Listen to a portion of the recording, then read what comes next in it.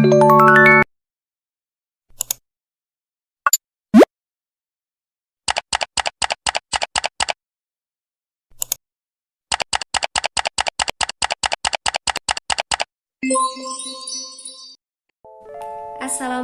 warahmatullahi wabarakatuh. Salam, Om Swastiastu, Namo Buddhaya, Salam Kebajikan. Perkenalkan, nama saya Ike Nur Rahmah dengan NIM 2102103002010 dari Prodi Pendidikan Sejarah. Dalam video ini, saya akan membahas mengenai bab zaman bercocok tanam dengan subbab materinya tentang 1. Pola hunian dan sebaran, yang kedua pola subsistensinya, dan yang ketiga teknologi pada zaman bercocok tanam. Di sini saya menggunakan buku referensi Indonesia dalam Arus Sejarah. Berikut ini pembahasannya. Pembahasan submateri pertama mengenai pola hunian dan sebaran. Hunian manusia pada masa bercocok tanam awalnya masih tinggal di gua dan ceruk, dengan ditemukannya situs gua dan ceruk atau rock shelter. Mereka tidak langsung mendirikan permukiman di lahan terbuka, tetapi masih memanfaatkan gua dan ceruk yang ada sebagai tempat hunian mereka. Gua yang ditinggali pada masa itu ditemukan di Gua Sireh dan Gua Niah di Sarawak, Kalimantan. Adanya sekam padi di dalam bahan tanah liat pembuatan gerabah di Gua Sireh membuktikan aktivitas bercocok tanam padi telah dilakukan di daerah ini. Tidak hanya itu, penghuni Gua Sireh juga masih melakukan aktivitas perburuan binatang. Mereka juga menangkap ikan, kepiting, dan mengumpulkan kerang. Gerabah yang mirip dengan Gua Sireh ditemukan di Gua Niah, dengan bukti jarak antara kedua situs ini yang relatif tidak terlalu jauh.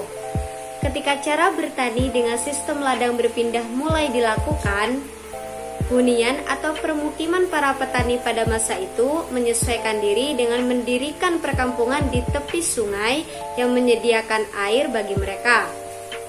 Pola permukiman atau hunian berpindah sesuai kesuburan tanah. Ketika tanah ladang yang mereka garap mulai kurang subur setelah ditanami sekitar 2 tahun, mereka akan membuka lahan pertanian baru.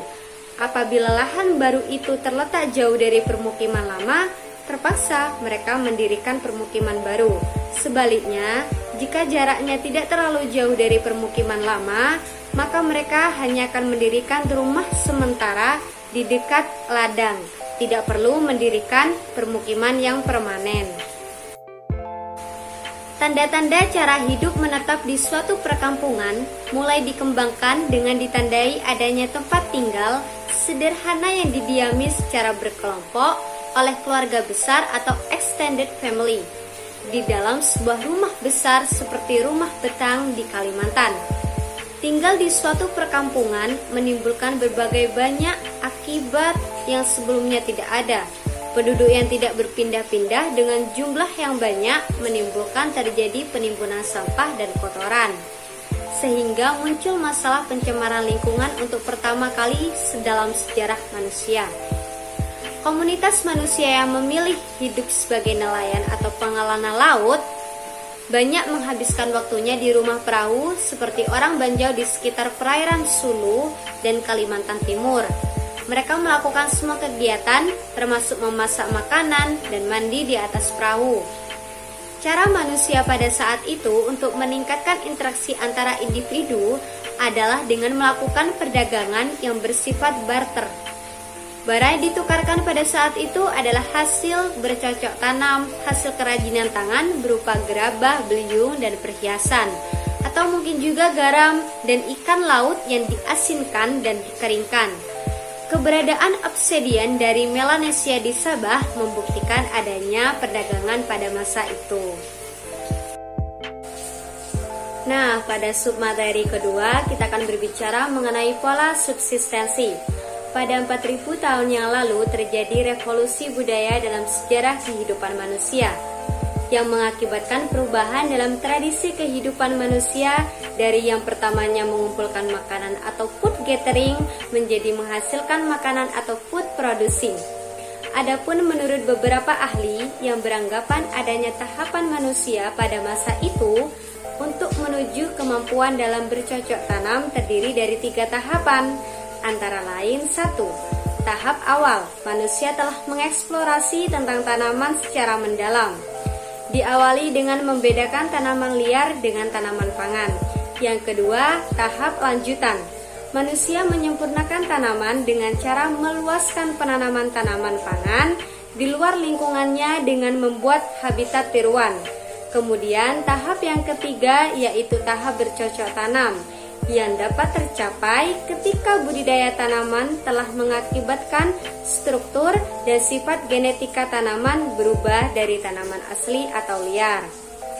Manusia yang pada masa ini sudah mengerti cara memelihara hewan atau yang biasa disebut dengan domestikasi hewan. Beberapa jenis hewan telah didomestikasi oleh nenek moyang Austronesia seperti anjing, babi, ayam, dan juga kerbau. Untuk memenuhi kebutuhan protein hewani, mereka tetap melakukan kegiatan berburu dan juga menangkap ikan dengan menjadi nelayan atau pengelana lautan. Nah, sekarang kita sudah sampai pada pembahasan submateri terakhir mengenai teknologi. Teknologi yang dibawa oleh penutur Austronesia pada zaman bercocok tanam antara lain 1. Beliung dan kapak. Dilihat dari bentuk umum dan penampang lintangnya, berbagai variasi bentuk beliung dan kapak dimasukkan ke dalam 2 kelompok besar, yaitu beliung persegi dan kapak lonjong. Dalam beliung persegi memiliki variasi lain seperti belincung, beliung bahu, beliung tangga, dan beliung biola. Yang kedua, gelang batu dan mata panah. Ada beberapa jenis benda yang dibuat di bengkel kapak batu, antara lain gelang batu dan mata panah. Yang ketiga, gerabah. Teknologi yang juga muncul pada saat hadirnya penutur Austronesia, yakni pembuatan gerabah. Dan yang terakhir, keempat, teknologi pelayaran.